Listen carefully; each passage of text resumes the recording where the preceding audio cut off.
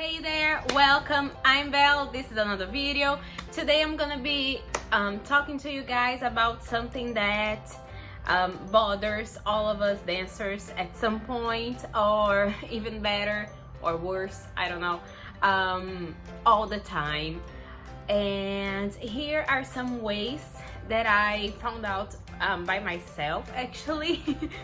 Because as a dancer you hear a lot of things, a lot of people telling you these tips on how to avoid soreness or how to reduce soreness once you have it. And here are just some things that work for me, because not everything that I've heard in my life, my dance life, have worked for me. So these are just some things that I guess can help you, maybe if you are just like me and you hear a lot of things but not all of them work for you. Here are some things that might work. So before you watch the video, please make sure to subscribe to my channel. I put a new video every single Friday and another video throughout the week. I'm still getting used to saying that in the beginning of my videos because this is new.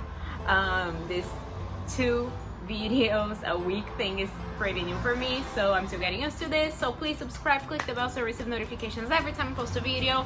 And yeah, without further ado, let's go right into the video.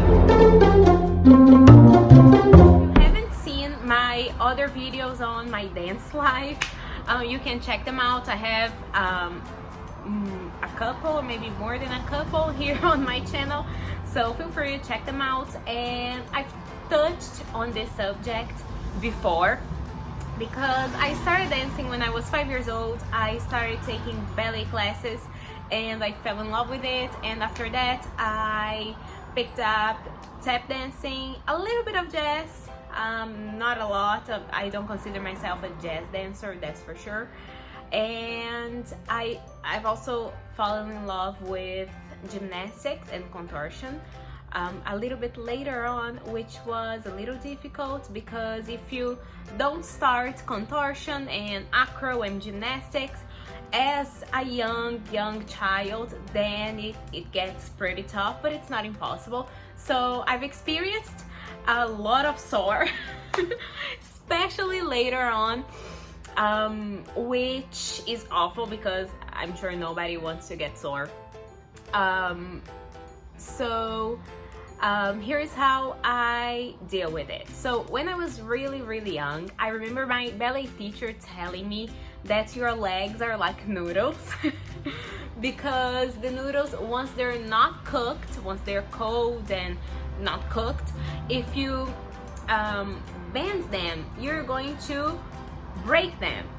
And that's how injuries and soreness kind of happen. So that's why you have to warm up before, and that has always stuck with me, because every time I'm dancing, even if I'm late or if I'm just at home practicing, I have to warm up a lot before stretching. So I always warm up and then I stretch. So this is my first tip: always warm up. Always take that time, because that's crucial. Because if you get sore after your training because you didn't warm up properly, it's just not worth it. It's not worth it.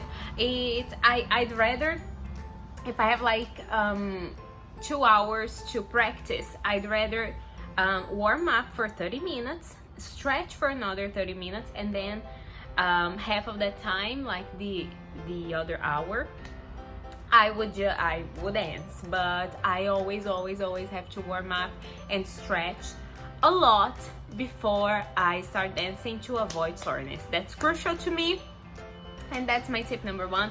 Always warm up. Remember the noodles. Remember, noodles, when they're cold, they break. When they're cooked and warmed up, they don't break, they bend nicely. And that's kind of how your body works. That's what I learned when I was 5 years old, and I still remember that. So yeah, also something that follows that line, that warm-up line, is go for warm instead of cold if you are already sore. So this is something that that's kind of controversial in a way. If you are in the dance world, you've probably heard, no, put some ice on it. No, put some heat on it. Put some ice, put some heat. Ice has never worked for me, never ever worked for me. So what I do is I put, if I'm already sore from dancing or from stretching too far or something, I just put maybe something like a warm bag or something, some heat. I need some heat. I need some heat in my sore spots, that's for sure. Something else that I do that follows that is I take a hot bath. Like, not, I don't know if hot properly describes what it feels like, because I don't even take hot bath. I take boiling baths. Let me tell you, I fill the bath with a lot of really hot water that just stay there. Sometimes it kind of burns. That's probably not the best advice, don't go that far, but I just lay there, and it helps a ton, especially with my legs. It helps a lot. That's really good. And I put some Epsom salt and light up some candles, just have a relaxing time. In general, that's really nice. So that's what I do. If you don't have a bath at home, you can definitely take a hot shower, because before, when I used to live with my parents, we didn't have a bath at home, so I would take just really hot boiling showers, and it would help me a ton as well. So that's that works a lot too if you have soreness.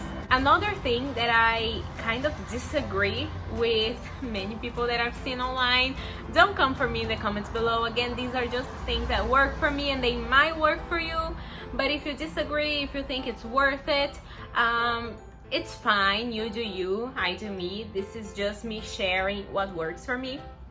And it is, don't go too far, because if you go too far, you may not even get sore, you may get injured, and that's even worse. That's a lot worse actually than getting sore. So what I would say is, go, of course, go a little bit over your limit. That's especially for flexibility, especially with your bags, with your legs.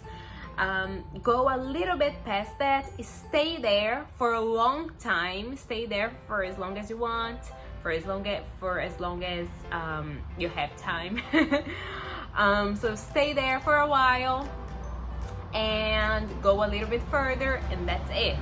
That's my advice for you. If you're stretching a lot, if you started acro dancing later on like me, if you started contortion later on like me, that's something that you should bear in mind, because once you're injured, you have to stay away from what you love, which is probably like stretching and dancing and all that, for a long time, and it's not worth it. I'd rather go slowly.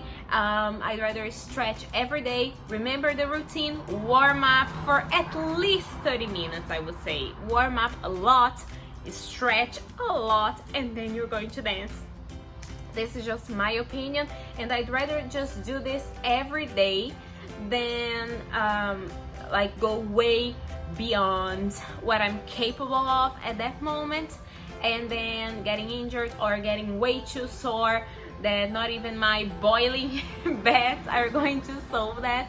So I would just rather take it easy, but do it every day. And that's my last tip, actually. Do it every single day. That counts Saturday and Sunday and holidays and everything. Do it every single day. At least an hour. At least an hour of warming up and stretching. If you don't want to dance, just warm up and stretch that day. That's gonna do something to you. That's gonna help you being flexible, that's gonna get your body going, if it makes sense. So that's my advice for you guys. Take it easy, warm up. We know that, remember the noodles. Take hot baths or hot showers if you don't have a bath in your house. And yeah, so this is my advice for you. And tell me in the comments below if you have more advice for people who just want to improve their dancing techniques and their flexibilities. So just leave in the comments below. Thank you guys so much for watching. Remember, don't forget to subscribe to my channel, click the bell to receive notifications every time I post a video, give this video a thumbs up, and I see you soon for a brand new video. Bye.